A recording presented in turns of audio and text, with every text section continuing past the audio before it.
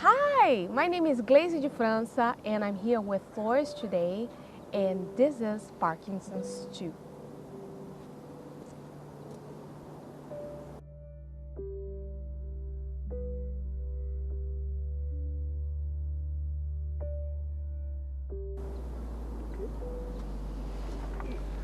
Hello Floris! Hello, How are you? I'm doing well. That's great. So, can you tell us a little bit about where did you grow up and your life with your parents? Sure. I was born in Holland, the Netherlands, as we like to say. I lived there till I was 7, and then my family emigrated to Canada. There you go. Well, let me start this way. I'm a Dutch-Canadian soldier, engineer, husband, father, and now an author. And yes. Beautiful. What is your book about? Well, I've written a number of books. Did my first one back in 2005, and my latest ones have been about the Walter Frost is a Vancouver photographer, and he led me into the whole thing about marine. Somehow kind of consider myself a marine expert. So my first book was about the Holland American Line, from which visited Vancouver back in 1920 until 1975. My second one is on the port. It's called Gateway to the Pacific. And it's all about the harbor on the south side of Vancouver and the way the harbor has evolved from 1886 until present day. And now right now I'm working on two books. One's called Arctic Explorers, and another one's called Walter Frost and the Silent Service. The Arctic, and all these books really, what they have in common is they're based around the photographs that Walter took here between 1920 and 1975, and they're now freely available on the internet, so available from the Vancouver City Archives. Wow. Where can we find your books? My website, and if you want to buy one, you can buy one off me too. Beautiful. When did you start to notice that was something different regarding your health? Right. So it really started about 2011. That's when I was diagnosed with Parkinson's, and yeah, that's really the date. So I've had over 12 years now, and what else? Yeah, and last I got DBS, the deep brain stimulation. I had that operation last March, and then it's been a long year, but finally getting over the hump. Right. Where I feel more comfortable with myself now. Okay. Can you take us back to the time when you noticed before your diagnosis? Right. What took you to look for a doctor, for example? Right. I went to a neurologist because I had a little twitch in my hand, and initially I thought it might be a benign tremor. I went to the doctor. He told me, "Oh, sorry, you got Parkinson's." After I did all these tests and these, the typical ones you're very used to now if you're Parkinson's patients. We go to a neurologist. So are you in any sort of treatments right now? Well, I do have DBS stimulation, and I take which has been great because it's really reduced my intake of medication. I take 15 pills a day and down to 5. 15? Yeah, 15. So 3 times per day, take 3 pills. Sorry, 5 times a day, take 3 pills. I just take 1 pill 5 times a day. Right. How were you okay when we're offered the possibility for you to do the operation? Well, that really started about 3 years ago. So I said, hey, I put on a wait list, and I said, well, might as well, won't hurt. Let's put my name on the list. And Dr. Hunter gave me a call back in fall 2021, and he said, hey, you're on the list, would you like to come in? I said, okay, let's do assessments. And then he said, okay. And that was really quick too. He called me in for assessment in 1 month, and then by the end of that, he said, okay, you're good to go. We'd like to give it to you. Because as you know, not all people are eligible for it, because you have to have certain characteristics which it'll treat. Mostly, as I understand, it's mostly the motion type. So the motion symptoms, motor symptoms. So they did that, and then unfortunately, then I got scheduled for January, and I got sort of February, and that came along, and then oops, I caught COVID, right, and I had to wait longer. And finally, in March, they gave me the operation, and it's been a long and difficult journey since then. Because it's you know, they say just it turns on and it goes away. Well, first in BC, right? So we Dr. Hunting operations, implant. You have to wait 6 weeks to make sure your body does not reject anything, right? Does not reject this, doesn't reject your battery pack and stimulated package. And then once that thing, then they turn on. Then for the next 7 weeks or so, 7 to 8 weeks, they go, okay, 7 to 8 weeks leave. We're going to reduce your drugs, increase your stimulation, and so forth, right? And so it's brutal, because it's like being drug withdrawal, and so forth. And then they turn it up a little bit. So there's a lot of time there was bad moments. Yeah. And it was even spark I saw at the end of the tunnel, but it tries to become a big light. And so much better. I think all the stuff I did back then was about 2 steps, 1 step forward, 2 steps back. And now it's 2 steps forward, 1 step back. So I feel I've come over the hill, and hopefully everything will be better now. Beauty. Did you have any second thoughts just before the operation was offered to you? No, I thought it was time, especially with my symptoms. Back then, I was having a lot. This is personal view, but I was having a lot of once a year I get kidney stones, and I think it might be related to the amount of pills I took. I couldn't filter out all of the crap. Sorry, TELUS. Couldn't filter out all the stuff, and so that caused me this. I haven't had dose since then, and also I was using walking sticks all the time because I wasn't mobile enough. Yes, I don't need walking sticks right now anymore. Sorry. Oh, head. But yes, so that's Were you scared when they say they had to open your brain? And... Oh yeah, no. I was not scared. Freaked me out though. Because you just sit there and do you want me to go into this whole thing about how to do DBS, Richard?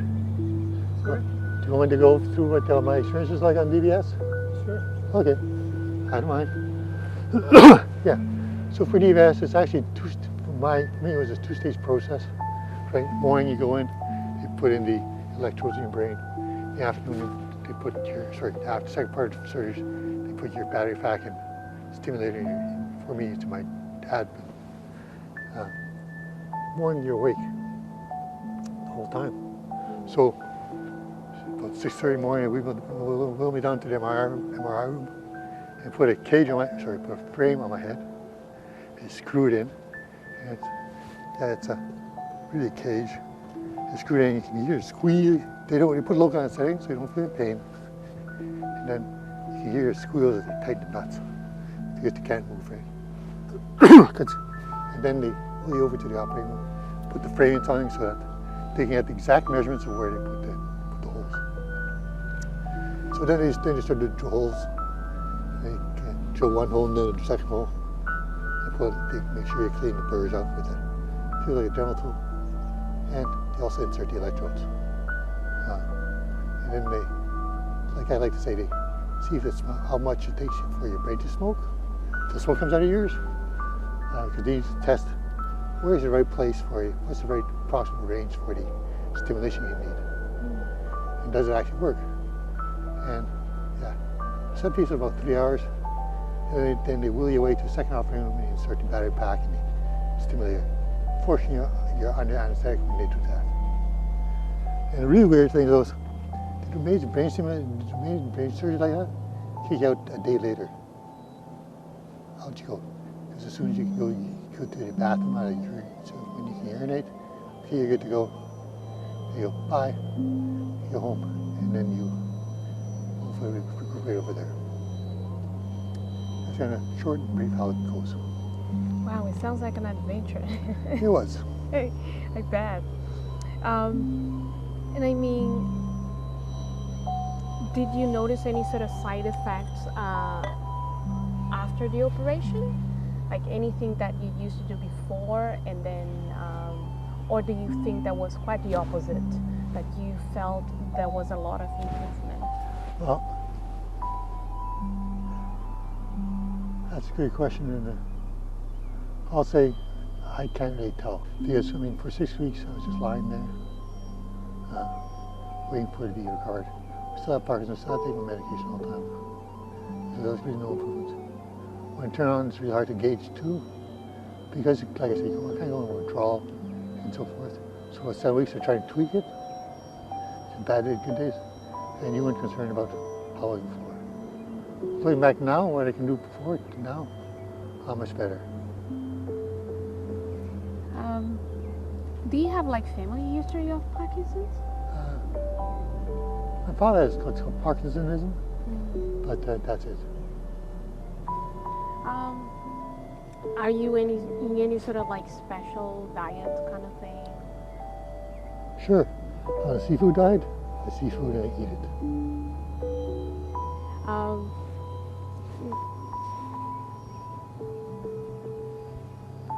That's a joke. Did you notice any sort of difference in between what you used to eat before your diagnosis and then right now? I find I'm really more aware of what I eat. Right. If I have something I know I'm not supposed to have, I realize it. I don't eat as much anymore. I found my portions are becoming really more big or smaller. Right.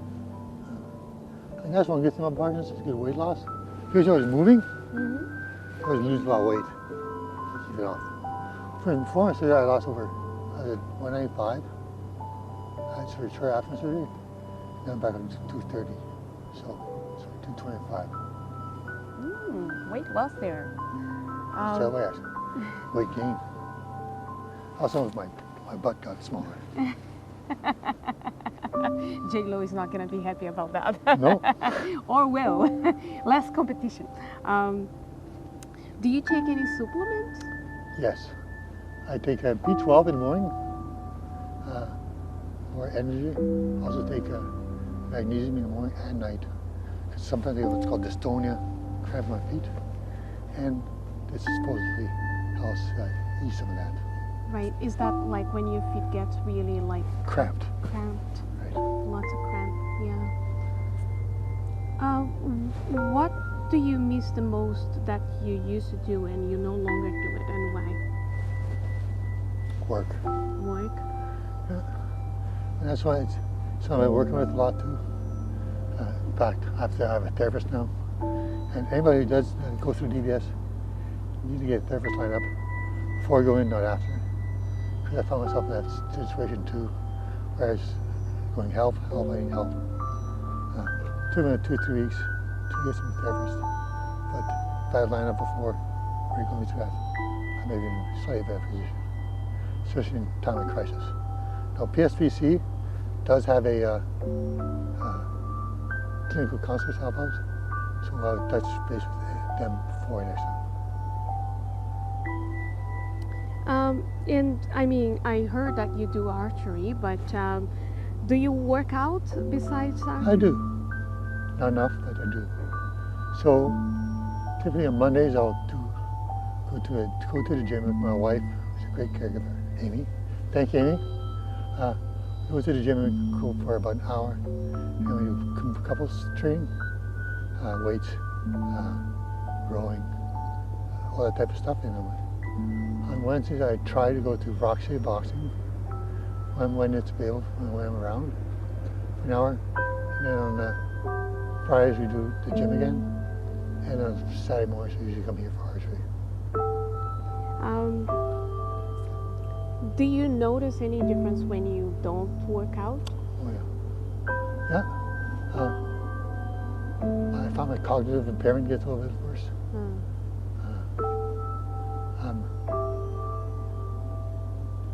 And also my PD really presents itself again. Right. And how would that be? I'm sorry? How would that be? Like, how does it Oh, present? I had tremors again, difficulty speaking, all tight. Tightness. Yeah.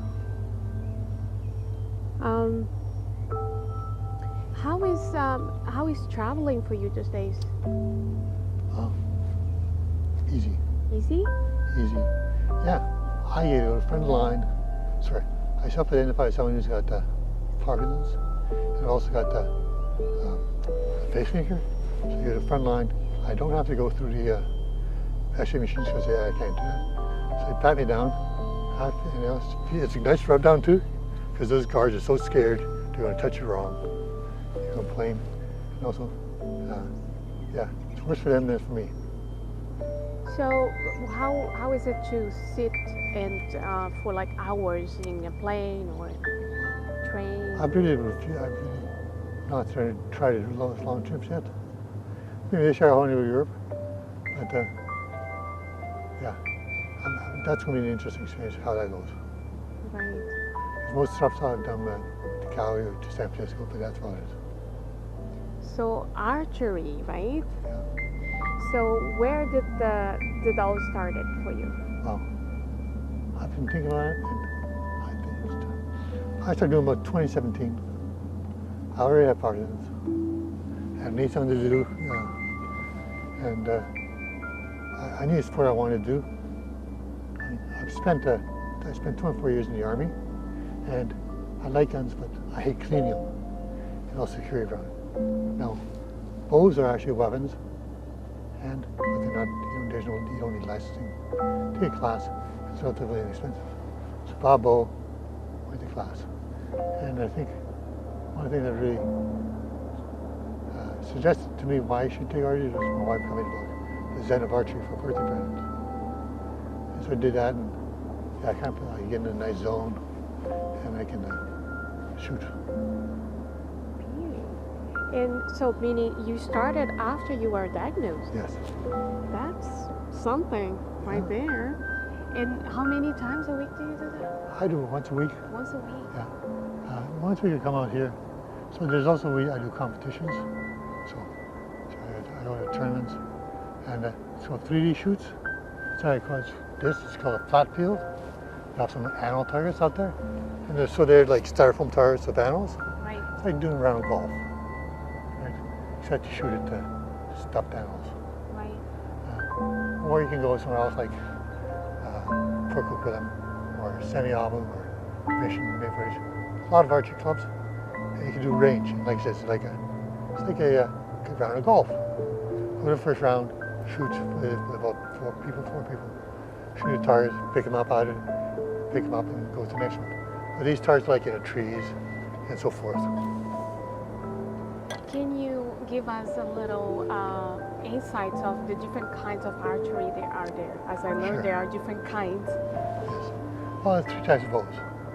Right? You have the long bow, which is traditionally the English type, and there's what they call a recurve bow.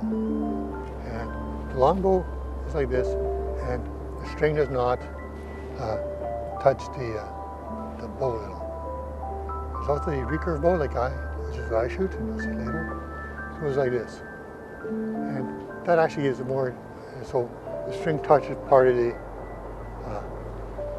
arms that you'll see. And third type is what they call compound bow. And those are the ones where you see little wheels on them, guided, pull back. And the advantage is give you a lot of mechanical advantage. So pull back, for the last pull, it's really easy. So from like 50 pounds down to 20. And so that's cost a lot of money, so I haven't done that. Now, There's also different types of shooting.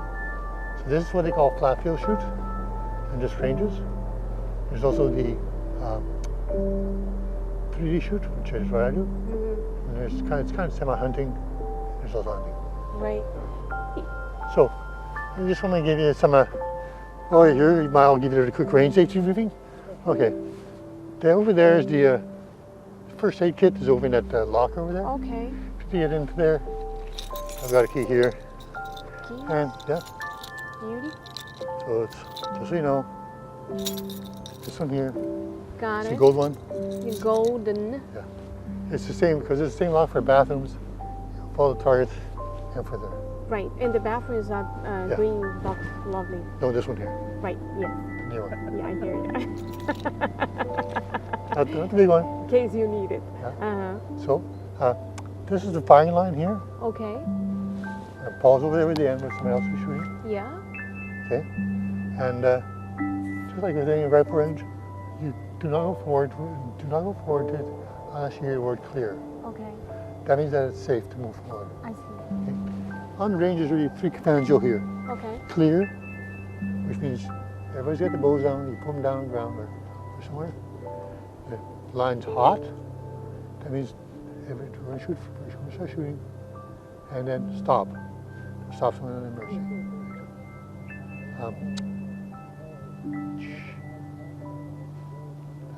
I think that's about it.